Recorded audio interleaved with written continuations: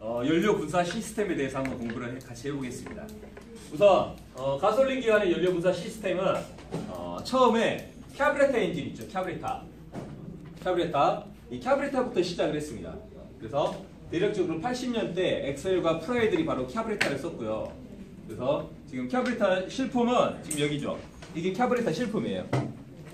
자세히 보시면은 정말 복잡합니다. 여러 개의 챔버와 방들이 있고 뭐 진공 솔도 있고요.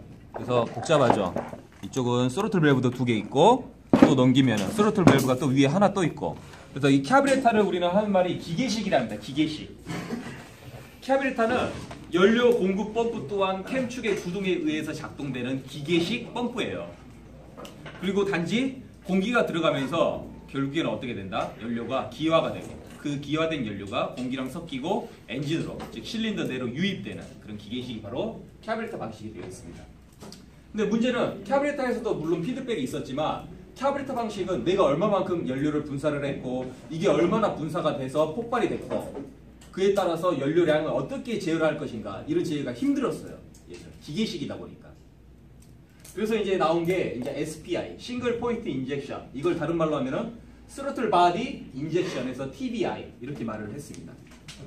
그래서 지금 SPI 같은 경우는 말 그대로 싱글이에요. 싱글.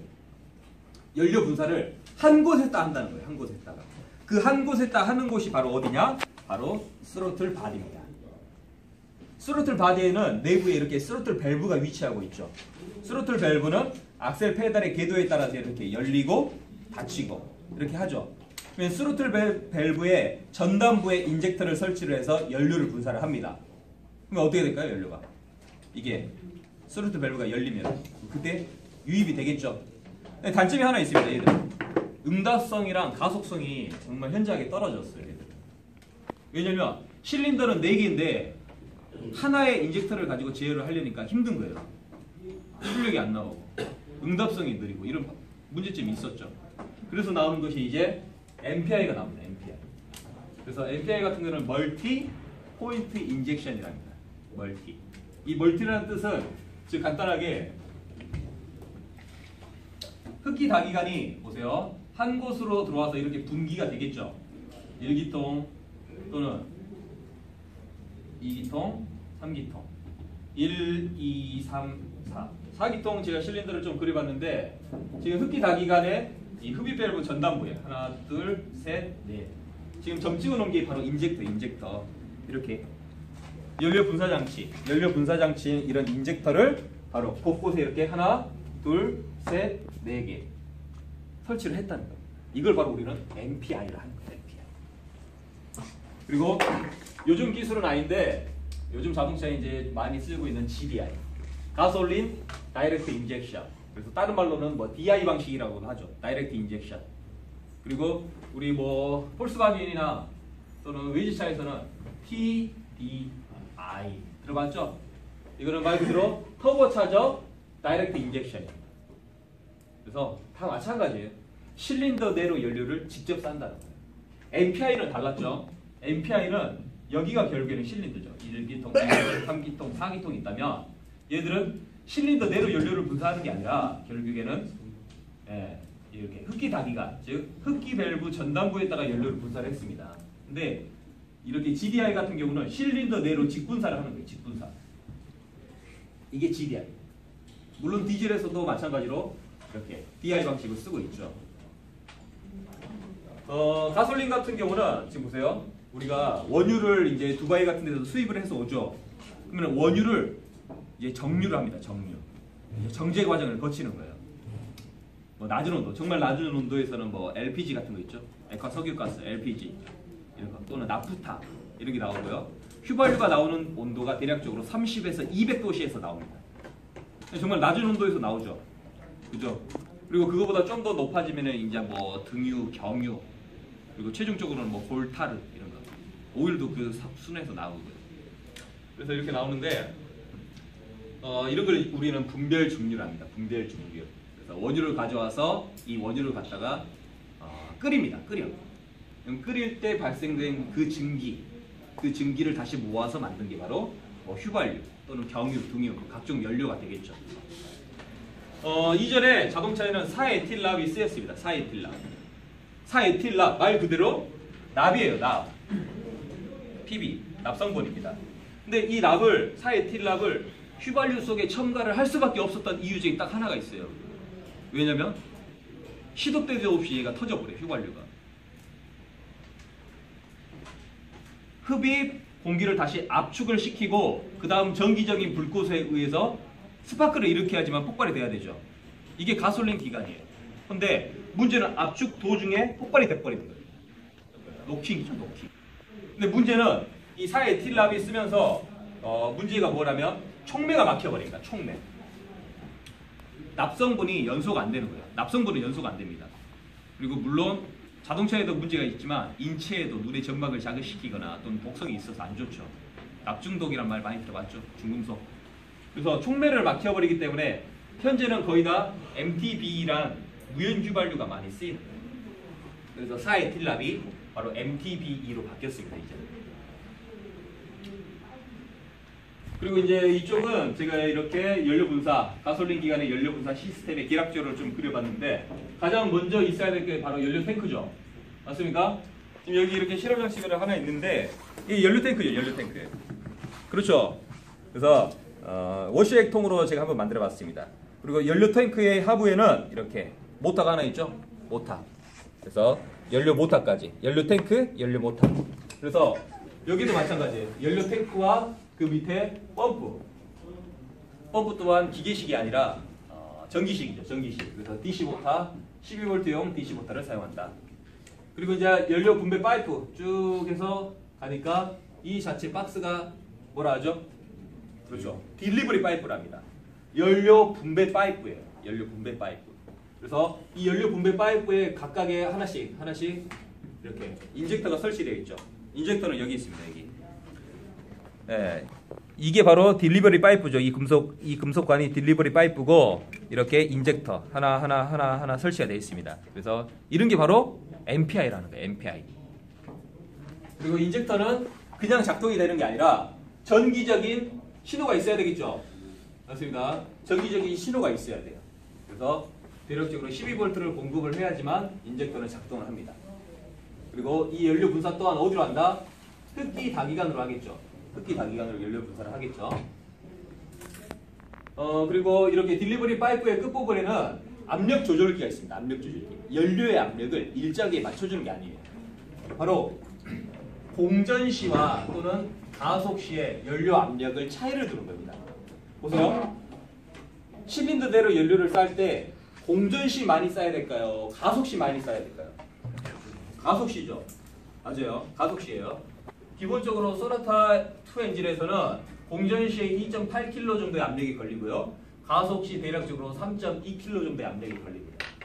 그래서 그렇게 제어를 해준다. 공전 시와 가속 시에 연료 분사 압력, 즉 연료 분배 파이프 내의 압력에 변화를 해주는 게 바로 이 끝에 설치된 연료 압력 조절기의 역할입니다. 그리고 보세요. 연료 탱크에서는 그냥 연료가 공급이 되는 것뿐만 아니라 연료 증발 가스가 존재하죠. 그렇습니까? 지금 우리 이렇게 가솔린 차량들은 휘발유를 사용하대요. 휘발유를 연료로 사용하기 때문에 기름이 휘발성, 증발이 잘 됩니다. 그래서 연료 탱크에서 발생된 증기, 연료 가스가 어떻게 된다면요? 이렇게 캐니스터랑 금속 상자로 들어옵니다. 캐니스터란 뜻이 금속 상자라는 뜻이에요. 그래서 캐니스터로 포집이 되고요. 이 포집된 연료를 PCSV, 퍼지 컨트롤 솔레드 밸브가 제어를 해서 다시 엔진 내로 유입을 시켜주는 거예요. 연료 증발 가스 제어 장치 PCSV 또는 캐니스터. 이렇게 또 필기 문제 잘 나오죠. 이 캐니스터 내부에는 활성탄이 존재합니다. 이 활성탄을 다른 말로 하면은 숯이라는 거예요. 숯. 우리 엄마들이 예전에 뭐 간장이나 담글 때, 그렇죠? 우리 간장 속에 뭐 넣어요? 숯 같은 거 넣죠? 숯. 또는 집에 옷장 속에 숯 넣죠. 그리고 심지어 담배의 필터 속에도 숯이 들어갑니다. 숯을 왜 넣을까요? 숯. 정화. 맞습니다. 정화. 숯은 표면을 현미경으로 관찰하면은 정말 미세한 기공들이 정말 많은 거예요. 근데 이렇게 미세한 기공들이 뭘 해주냐? 바로 불순물이나 또는 이물질들을 걸러주는 정화, 필터링 작업을 해주는 거예요. 세균도 그래서 숯이 세균을 잡아주는 거, 먹어주는 거, 없애주는 게 아니라 이런 미세한 구멍으로 포집해서 묶여주는 거예요. 옷장 속에도 숯을 계속 넣으면 안 좋은 거예요. 숯을 넣었으면 일정 기간이 지나면 씻어줘야 되고 또는 햇빛에 말려줘야 돼요. 그래서 캐니스터 내부에 이렇게 활성탄이 들어가 있습니다. 그리고 하나 더. 연료가 실린더 내에서 연소가 된 다음에는 뭐가 존재하죠? 배기가스가 존재하겠죠. 배기가스. 배기가스에서 성분 중에는 CO 또는 HC 또는 NOx, 일산화탄소, 탄화수소, 질소, 산화물이 존재합니다. 그런데 이런 배출가스를 그냥 배출을 시켜버리면 안 되겠죠. 환경 오염도 되고요. 또는 인간에도 피해가 오기 때문에 얘들을 정화 처리를 합니다. 그 정화 처리를 해주는 게 바로 촉매, 캐탈리스트랍니다. 캐탈리스트. 촉매는 자기 자신은 변하지 않으면서 다른 물질의 화학 변화를 일으켜주는 게 촉매예요. 촉매는 백금과 로디움, 팔라디움 이 비금속들이 세라믹 담체에 코팅이 되어 있고요. 왜냐하면 이런 비금속들은 비싼데 이걸 통으로 해서 촉매를 만들 수가 없겠죠. 그렇죠? 저희 뒤에 촉매 좀 가져올까요? 그래서 처음에는 어떻게 해야 된다면요. 얘들을 이렇게 틀이 있다면은 얘를 세라믹으로 이렇게 틀을 만들어줍니다. 틀이 만들어졌으면은 보세요. 네, 이게 촉매예요. 그래서 이 내부 잘 한번 찍어볼게요. 어때요? 정말 미세한 사각형으로 방들이 많을 거예요. 그죠? 얘들을 우리는 담체랍니다. 담체. 그리고 이 세라믹으로 된 담체의 표면에다가 뭘 해줬다? 바로 이런 세 가지 물질로 코팅을 해주는 거예요. 코팅을. 그래서 바로 이 백금, 로디움, 팔라디움이 어떤 작용을 하냐? 산소를 플러스를 시켜주는 산화작용과 산소를 마이너스를 시켜주는 환원작용을 합니다. 배기가스 주성분 3개, CO, HC, NOx였죠. CO와 HC에서는 산소를 플러스를 시켜줍니다. 그리고 어떻게 된다? CO2, 이산화탄소가 되고요. 또는 HC는요, H2O, 물이 돼버리는 거죠. 맞습니까? 그리고 여기서 C는 다시 어디로 갈까요? CO2로 가겠죠. 환원에서는요, NO와 NO2가 있습니다. 그랬을 때는 산소를 뺏어버리니까 결국에는 남는 것은 뭐다? 질소, N2입니다. 그래서 촉매를 거치고 나올 때 최종적으로 배출되는 것은요, CO2와 그리고 H2O, 얘들이 배출이 돼요. 근데 아무리 촉매가 정화작용을 한다 해서 100% 정화가 안 되겠죠. 그래서 자동차에는 기준이라는 게 존재합니다.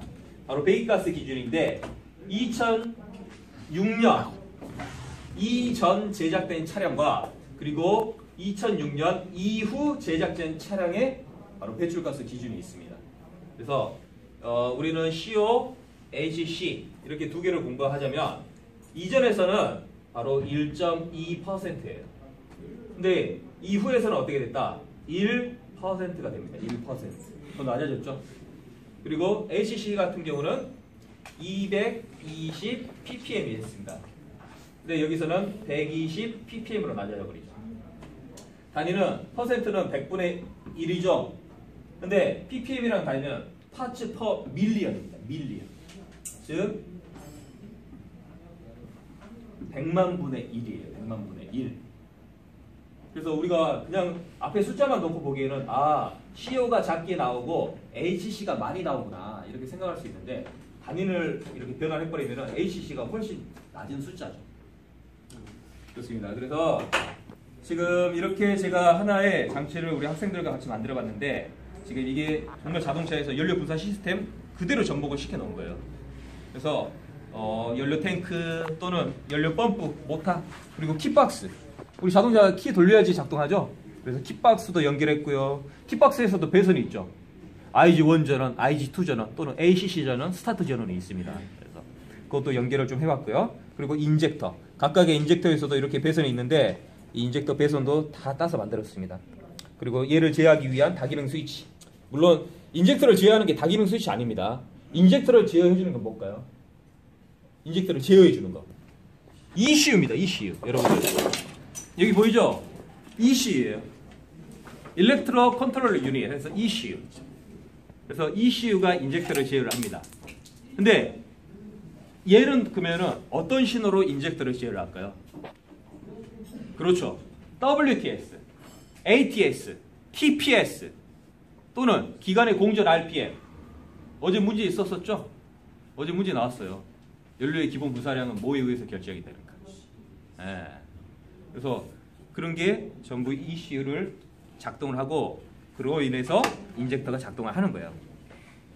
보면은 지금 한번 해볼게요. 전기가 다 연결된 상태고 지금 보시면은 어떻게 됩니까? 펌프가 돌죠? 지금 이 펌프 도는 소리예요. 네, 그래서 지금 이렇게 키를 작동하면은 네, 인젝터가 연료를 분사하죠. 맞습니까? 그래서 인젝터가 연료를 분사하는데 지금 이때 제가 지금 이 연료 탱크에는 경유를 좀 넣었습니다. 경유에 대해서 배워보자면 한번 보세요. 이게 지금 왼쪽이 바로 경유고 오른쪽이 휘발유입니다. 경유 같은 경우는 지금 인하점이 50에서 70도예요. 경유 인하점은. 그래서 보세요. 어때요? 불이 붙습니까? 안 붙죠? 왜? 인하점이 높으니까. 경유는 그래서 안전합니다. 근데 휘발유 같은 경우는 인하점이 마이너스 40도 이하입니다. 마이너스 40도 이하에서도 불이 잘 붙어요. 그래서 이 휘발유 같은 경우는 어떻게 된다면요. 잘 보세요. 그죠? 네? 순간에 붙어버리죠? 그래서 휘발유, 경유입니다. 근데 저는 여기에다가 경유를 넣었어요. 지금 경유. 경유 불에 붙었어요? 경유? 경유 불에 안 붙죠? 근데 경유를 넣었습니다. 이유가 뭐냐? 경유를 이렇게 그냥 대기 중으로 놓고 이렇게 불을 붙여도 보세요. 여기 보세요. 전혀 불이 안 붙죠? 경유는 절대 불이 안 붙어요. 근데 휘발유 했다가 난리 납니다. 휘발유 했다가 난리 나는데 근데 이렇게 불이 안 붙는 경유도 인젝터에서 연료를 분사를 하면서 불을 붙여버리면 불이 붙습니다. 이유가 뭐냐? 맞습니다. 경유 입자가 깨는 거예요. 경유 입자가 가늘어지고 그로 인해서 경유 주변에 있는 공기 중에 산소의 양이 많아지는 거예요. 그렇게 되니까 어떻게 된다? 폭발이 되는 거죠. 그래서 이제 한번 작동 한번 해볼게요. 잘 보세요. 잘 보세요. 네, 보였죠? 다시 한번 볼까요? 네, 잘 보세요. 네, 이렇게 연소가 되는 겁니다. 이렇게. 그래서 이게 저는 좀 상당히 위험한데 그래도 지금 다 소화기나 안전장치를 다 가지고 이렇게 했고요. 그래서 인젝터에서 연료가 분사가 되면은 실린더 내에서는 방금같이 폭발이 이루어진다. 근데 하나 더 잡자면 폭발 순서는 어떻게 되죠? 저는 지금 여기서부터 그냥 붙여 나가는데 원래는 폭발 순서는 1, 3, 4, 2가 되겠죠. 폭발 순서 또한 마찬가지고 점화 순서도 마찬가지고 맞습니까? 연료 분사 순서도 마찬가지. 폭발 순서는 1, 3, 4, 2 우수식. 좌수식은 1, 2, 4, 3이 되겠죠. 좋습니다. 이걸로 마치겠습니다.